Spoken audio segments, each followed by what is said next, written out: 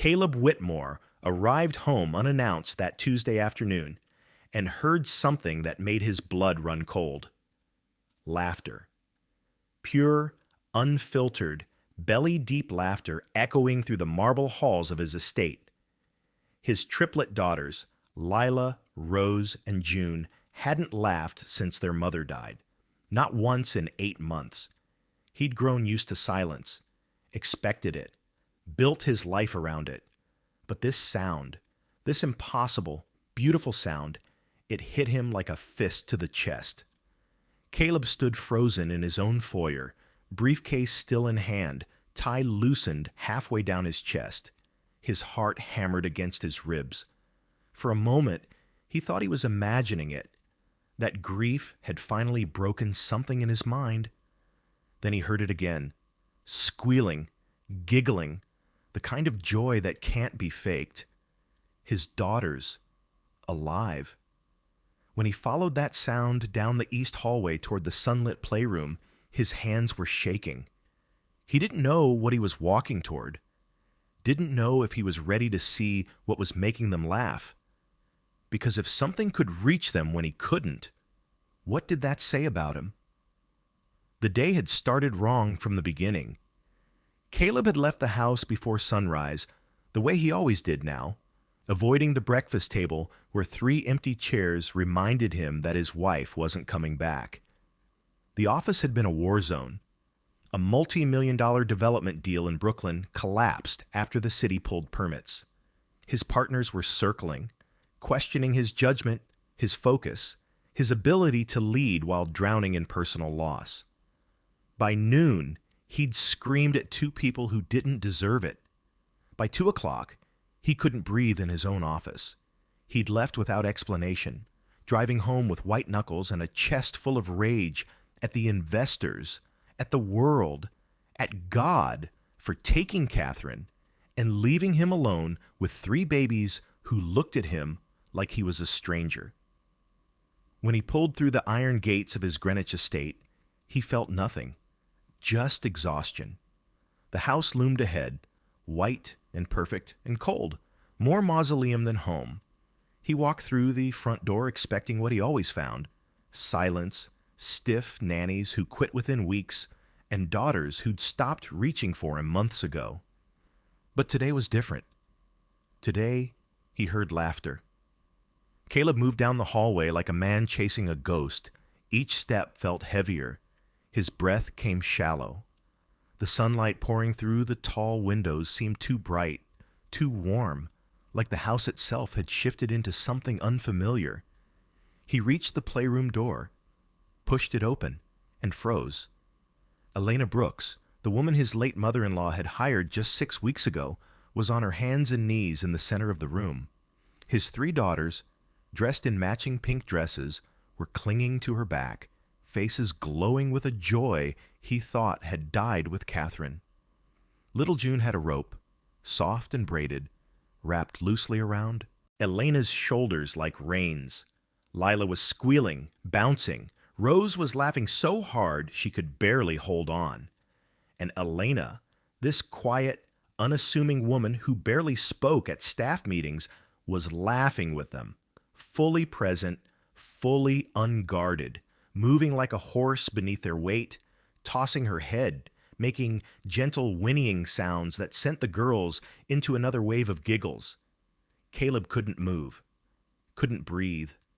The scene before him was so ordinary, so simple, and yet it felt like witnessing a miracle he had no right to see. These were his daughters, the same girls who woke up screaming every night, the same girls who refused to eat, refused to play, refused to let anyone hold them, the ones every specialist said were traumatized beyond reach, the ones he'd failed over and over to comfort, and here they were, laughing with her, a woman he barely knew. Something inside Caleb cracked, relief, shame, gratitude so overwhelming it felt like drowning. She'd done what he couldn't, what all his money, all his desperation, all his prayers couldn't do. She'd brought them back. Then Elena looked up. Her eyes met his. The laughter stopped. Fear flashed across her face, immediate and raw. She froze mid-motion, her body going stiff. The triplets slid off her back, suddenly quiet, and pressed close to her sides. Not to him, to her, like they were protecting something fragile, something precious. Caleb stood in the doorway, throat too tight to speak.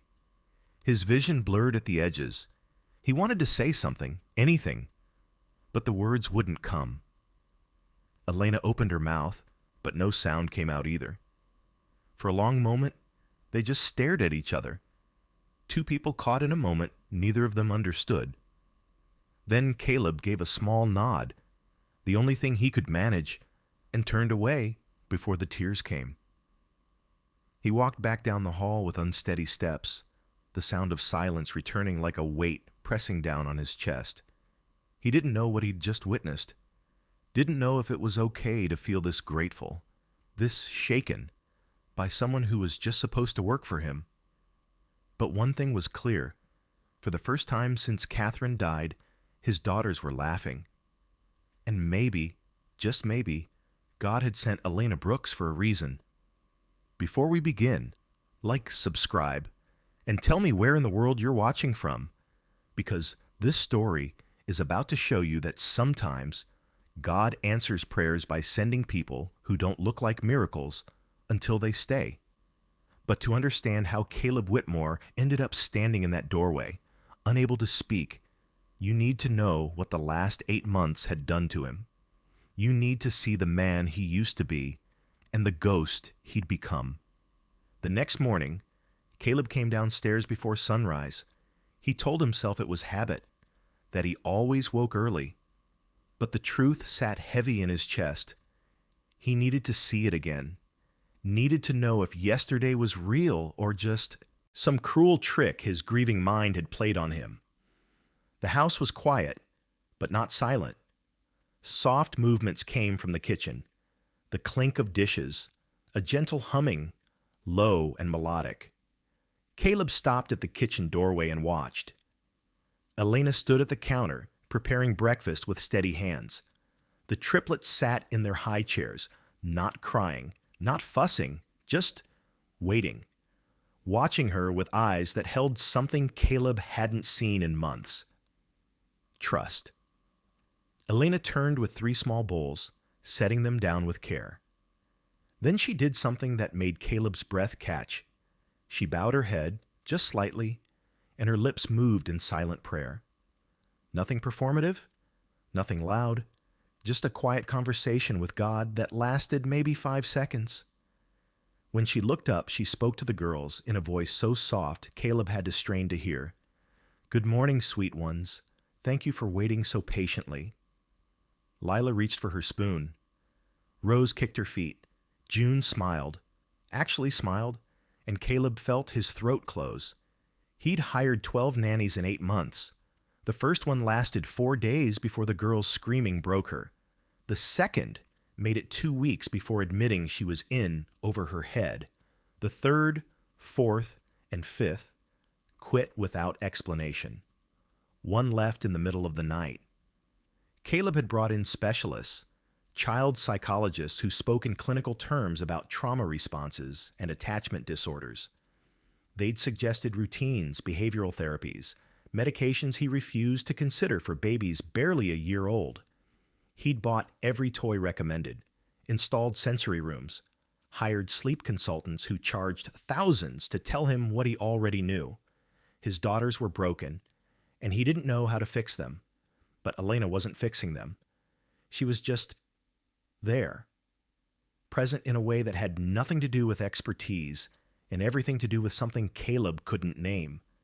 He watched her wipe June's face with gentle efficiency, watched her listen when Rose babbled nonsense, watched her simply sit in the silence when Lila grew quiet, not rushing to fill it with noise or distraction. Healing hadn't come from control. It had come from presence. The realization hit him like a physical blow. "Mr. Whitmore," Caleb's head snapped up. Elena stood 3 feet away, holding an empty bowl, her expression careful. "I didn't hear you come in," she said quietly. "Would you like coffee?" I... His voice came out rough. He cleared his throat. "I wanted to thank you for yesterday, for whatever you're doing with them." Elena's eyes dropped. "I'm just doing my job, sir." "No." The word came out harder than he intended. "What you're doing, it's not just a job. They haven't been like this since..." He couldn't finish. Couldn't say his wife's name out loud. Elena set the bowl down and folded her hands in front of her, a gesture that seemed both humble and self-protective. "Children recognize safe hearts, Mr. Whitmore," she said softly. "That's all." The certainty in her voice unsettled him, like she knew something about God, about life, about grief, that he'd somehow missed despite all his prayers. "How do you do that?" he asked. "How do you make it look so easy?" "It's not easy." Elena's voice carried weight now. "But suffering taught me that being present matters more than being perfect." Before Caleb could respond, she excused herself and guided the girls toward the playroom, leaving him standing in the kitchen with questions he didn't know how to ask. That night, Caleb woke to the sound of crying. Not his daughter's, something else. He pulled on a robe and followed the sound downstairs, past the darkened library, toward the small sitting room near the staff quarters. The door was cracked open. Soft light spilled through. Elena sat in an armchair, her back to the door, shoulders shaking. In her hands she held something small, a silver locket catching the lamplight. Caleb should have walked away, should have given her privacy, but something rooted him to the spot. "I'm sorry," Elena whispered to the empty room, to the locket, to someone who wasn't there. "I'm so sorry I couldn't save you." Caleb's chest tightened. Elena opened the locket, stared at whatever was inside, and pressed it to her heart. "God," she breathed, "I know you don't remove pain. I know that's not how this works. But please, teach me how to carry it. Help me turn this grief into something that serves someone else. Let his babies feel loved the way mine never got to." Caleb took a step back, his heart hammering. She'd lost a child. This woman who brought his daughters back to life had buried her own. And somehow, impossibly, she'd turned that devastation into the capacity to love other people's children with a fierceness that didn't come from obligation. It came from survival, from faith that didn't demand answers, just the strength to keep going. Caleb made it back to his room before the tears came. He sat on the edge of his bed, head in his hands, and for the first time since Catherine died, he prayed honestly. Not with anger, not with demands, just with surrender. "I don't understand this," he whispered into the darkness. "I don't understand why you sent her. Why my girls respond to her and not to me. Why she can carry grief and I'm drowning in it." The room stayed silent. But something shifted in Caleb's chest. Something that felt like the beginning of an answer he wasn't ready to hear yet. Elena Brooks hadn't invaded his life. She'd been sent into it. And maybe, just maybe, God was teaching him that miracles don't always announce themselves with thunder and light. Sometimes they arrive quietly, in the form of a woman who knows how to turn suffering into service and grief into grace. Sometimes they arrive exactly when you stop trying to control everything and finally ask for help. Caleb lay back on his bed, staring at the ceiling, and let that truth settle over him like a blanket. For the first time in 8 months, he fell asleep without anger. And when he woke the next morning to the sound of his daughters laughing downstairs, he didn't question it. He just thanked God for sending someone who knew how to love broken things back to life. The whispers started at the country club. Caleb noticed them first during the annual charity gala, 3 weeks after that afternoon in the playroom. Margaret Pemberton, one of Catherine's oldest friends, approached him with a smile that didn't reach her eyes. "Caleb, darling," she said, touching his arm with manicured fingers, "we've been worried about you, about the girls. They're doing well, actually." He meant it, For the first time in months, it was true. Margaret's smile tightened. Yes, well, that's wonderful. Though I have to say, some of us have concerns about the help you've hired. The word help landed like a slap. Elena has been exceptional with my daughters, Caleb said carefully. I'm sure she's very competent. Margaret leaned closer, her voice dropping to a conspiratorial whisper. But darling, people are talking. A young woman, living in your home, spending all that time with your children. It's just, well, it doesn't look appropriate, especially given the differences. She didn't have to say what differences she meant. Caleb's jaw tightened. Elena is their caregiver. That's all. Of course, Margaret said, her tone suggesting she believed nothing of the sort. I'm just saying, for the girls' sake, you might want to consider how this appears. Children need stability. They need the right influences. She walked away before he could respond, leaving him standing there with champagne he suddenly couldn't drink. The phone call from his sister-in-law came 2 days later. Caleb, I'm calling because I care about those babies. Victoria's voice was sharp with judgment. What are you thinking, having that woman practically raising them?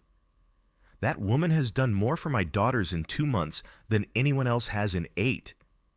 That's exactly the problem. Don't you see? She's replacing Catherine.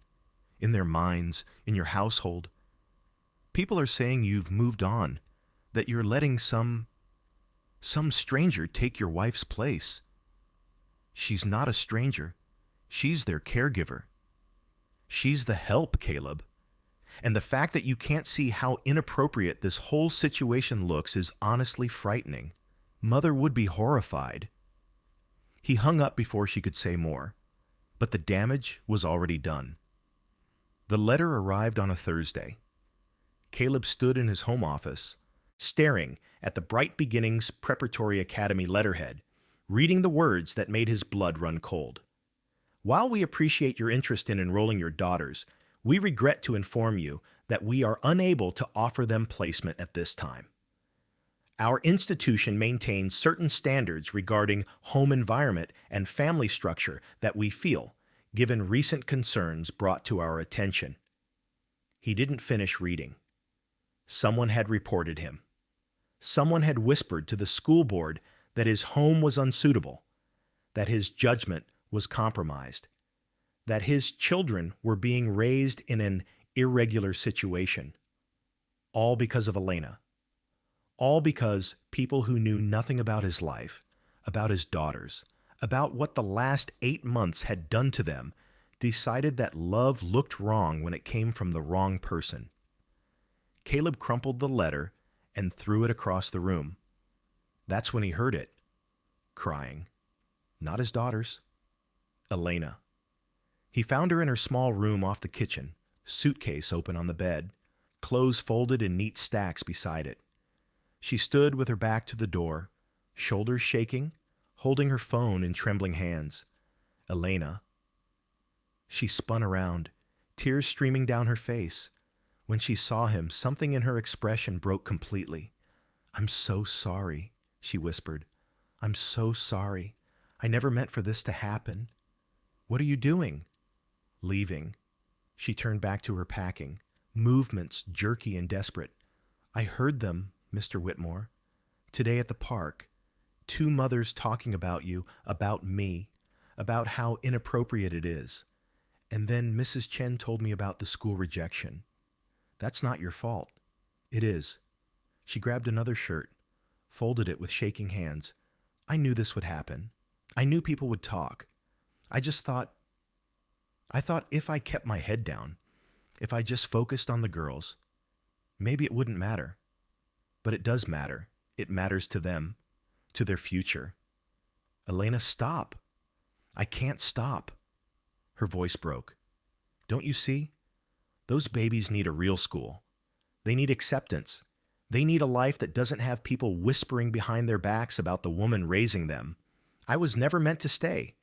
I was just supposed to help until you found someone suitable. Suitable? The word tasted bitter. You mean someone white, someone wealthy, someone who looks like she belongs in this house. Elena flinched like he'd struck her. That's what they mean, isn't it? Caleb moved closer. When they say inappropriate, when they say concerning, they mean you don't fit their picture of who should love my daughters. Maybe they're right. Elena's voice was barely a whisper. Maybe miracles don't look like me. Stop. Caleb reached out, closing her suitcase with more force than necessary. Just stop. They stood there, inches apart, the weight of 8 months of grief and grace and unspoken truth pressing down on them both. God answered me through you, Caleb said, his voice raw. When I was drowning, when my daughters were disappearing, when I'd given up on everything, including prayer, you walked into this house and brought them back to life. Mr. Whitmore, Caleb, my name is Caleb. He took a breath. And I need you to hear me. I have spent 8 months hiding from grief, from my daughters, from anything that required me to feel. I've been a ghost in my own home. And then you showed up and reminded me what presence looks like, what love looks like, what faith looks like when it's not just words. Elena shook her head, tears falling freely now. It doesn't matter what I did.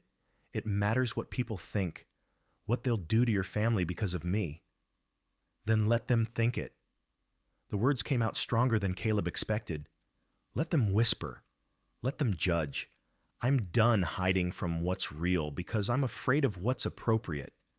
You don't understand. Elena's voice cracked. I've been through this before. I know what happens when you don't fit. When you love something you're not supposed to have. I lost everything once. I won't let your daughters lose their future because of me. You said God doesn't remove pain, that he teaches us how to carry it. Caleb held her gaze. Well, I'm learning, and part of what I'm learning is that sometimes God sends help that doesn't look like we expect, that doesn't fit the boxes other people made, and that's exactly why it's real. Elena closed her eyes. This isn't fair. No, it's not. But neither is asking you to leave because people are too small-minded to see what you've given my family. For a long moment, neither of them spoke. Then Elena opened her eyes, and Caleb saw something shift there. Not surrender. Something stronger. If I stay, she said slowly, it can't be in hiding. I won't pretend to be less than I am. I won't make myself small so other people feel comfortable. Good. Caleb pulled the suitcase off the bed and set it on the floor. Because I'm done apologizing for what heals my family. And I'm done letting other people define what love is allowed to look like. Elena studied his face, searching for something. Whatever she found there must have been enough, because she finally nodded. Then I'll stay. For the girls. For what God started here. For all of us, Caleb corrected. As Elena unpacked her suitcase with steady hands, Caleb stood at the window and looked out at the pristine neighborhood that had judged them both. Let them talk. Let them whisper. He was done hiding from Grace. Tomorrow, he'd start making phone calls. He'd face the board. He'd speak the truth out loud, consequences and all. Because sometimes faith means choosing love over reputation. And sometimes miracles require you to stop caring what the world thinks is appropriate. The emergency board meeting at Bright Beginnings Preparatory Academy was scheduled for Monday morning at 10. Caleb arrived 15 minutes early, wearing the same steel gray suit he'd worn to close billion-dollar deals. But this wasn't about money. This was about something that mattered more. 7 board members sat around a mahogany table, their expressions ranging from uncomfortable to openly hostile. Headmistress Patricia Aldrich folded her hands and offered a tight smile. Mr. Whitmore, we appreciate you coming in to discuss this situation. There's no situation, Caleb said evenly. There's a woman who has helped my daughters heal from trauma, and there are people who've decided that healing looks inappropriate. Margaret Pemberton, seated at the far end, shifted in her chair. Caleb, no one is questioning Miss Brooks's capabilities. We're concerned about perception, about what message it sends to have someone in that role, in that capacity, given the circumstances. Say what you mean, Margaret. Caleb's voice was calm but firm. You're concerned that she's black, that she's young, that she doesn't fit your picture of who belongs in my home. The room went silent. That's not fair, someone muttered. Isn't it? Caleb leaned forward. My daughters were broken, genuinely traumatized. I hired 12 nannies in 8 months. I brought in specialists who charged thousands to tell me there was nothing they could do. And then Elena Brooks walked into my home and loved my daughters back to life. Not with degrees, not with credentials, with presence, with patience, with faith that didn't quit when things got hard. Patricia cleared her throat. Mr. Whitmore, we understand your gratitude, but surely you can see how this appears to the community. The whispers, the questions about boundaries, the whispers are about your discomfort with grace that doesn't come wrapped in privilege. Caleb stood, his voice steady and clear. You want to reject my daughters because I allowed a black woman to love them? Because I didn't perform grief the way you expected? Because healing came from someone you consider the help? He let the words hang in the air. Let me be clear. Elena Brooks is not leaving my home. She's not apologizing for bringing life back into a house that death tried to claim. And if that means my daughters don't belong in your institution, then your institution doesn't deserve them. Margaret's face flushed. You're making this about something it's not. I'm making it about exactly what it is. Caleb picked up his briefcase. Love that heals is never inappropriate. And I'm done letting fear and prejudice define what my family looks like. He walked out before anyone could respond. The consequences came swiftly. 2 country club memberships revoked. 3 business partnerships quietly dissolved. Invitations stopped arriving. Phone calls went unreturned. Caleb didn't care. Because when he came home that evening and heard his daughters laughing in the garden, when he saw Elena teaching them to plant flowers with dirt under her fingernails and joy in her eyes, he knew he'd made the right choice. Some things matter more than reputation. 6 months later, the house had transformed. Not the structure. That remained the same grand estate with its marble floors and floor-to-ceiling windows, but the spirit of the place that had changed completely. Lila, Rose, and June ran through the halls with the kind of wild, unself-conscious joy that only toddlers possess. Their laughter was a permanent fixture now. As common as sunlight, Elena no longer lived in the small room off the kitchen. Caleb had offered her the guest suite on the 2nd floor, and after initial protests, she'd accepted. Not because titles had changed, but because family doesn't relegate the people it loves to corners and shadows. She joined them for meals, offered opinions on household decisions, traveled with them, existed not as an employee performing a role, but as someone who belonged. The whispers continued for a while. Then slowly, they faded. Other scandals emerged. Other families became the subject of neighborhood gossip, and Caleb realized something profound. The people who mattered never questioned what he'd done. The ones who loved him, who understood grief and grace, they simply nodded and said, "I'm glad you found help." It was only the ones living in fear who needed everyone else to look like them, love like them, grieve like them. Caleb had spent 38 years caring what those people thought.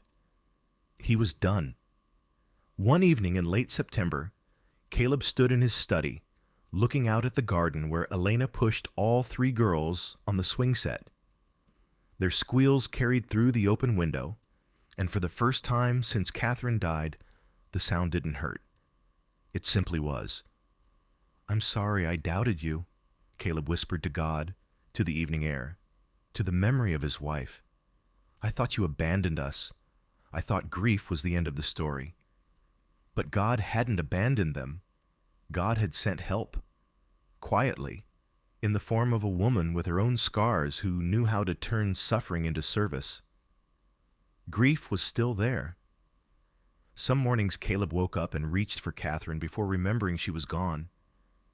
Some nights he stood in their closet and breathed in the fading scent of her perfume. But grief no longer ruled the house. It coexisted with joy now, with laughter, with the messy, complicated, beautiful reality of a family learning to live again. That night, Caleb came home from the office at 6 o'clock. He didn't announce himself, didn't call ahead. He simply walked through the front door and followed the sound of laughter to the living room. Elena sat on the floor, legs crossed, while all three girls climbed over her like she was playground equipment. June had both hands in Elena's hair. Rose was trying to put a plastic tiara on her head. Lila was singing something that sounded like a song but was mostly joyful noise. Elena looked up when Caleb entered, and her face broke into a smile that had become as familiar as breathing. You're home early. Figured I should be. Caleb loosened his tie and dropped his briefcase by the door. Looks like you could use backup. Daddy! June scrambled off Elena and ran to him with arms outstretched. Caleb scooped her up, then knelt down and let the other two crash into him. 4 people in a tangle of arms and laughter and love that didn't fit any traditional definition, but was real nonetheless. Elena watched from the floor, her eyes bright, with something that looked like gratitude and peace. Thank you, Caleb mouthed over the girls' heads. She shook her head. Thank God. And maybe that was the whole truth of it. Healing isn't forgetting. It's learning to carry loss without letting it destroy you. Faith isn't loud declarations or perfect theology. It's trusting that God is working even when you can't see it. And love doesn't replace what was lost. It multiplies. It grows in the cracks grief leaves behind. It shows up in unexpected forms, through unexpected people, at exactly the moment you stop demanding it look a certain way. As Caleb sat on the floor with his daughters and the woman who'd taught them all how to laugh again, he understood something he'd missed in all his prayers. God had answered him, not with thunder or miracles that announced themselves, but with a quiet woman who knew suffering, who carried faith like a candle in the dark, and who loved his daughters as if they were her own. Sometimes God answers prayers by sending people who don't look like miracles, until they stay. And then you realize the miracle was never about what they looked like. It was about what they carried inside them. Grace. The kind that heals. The kind that stays.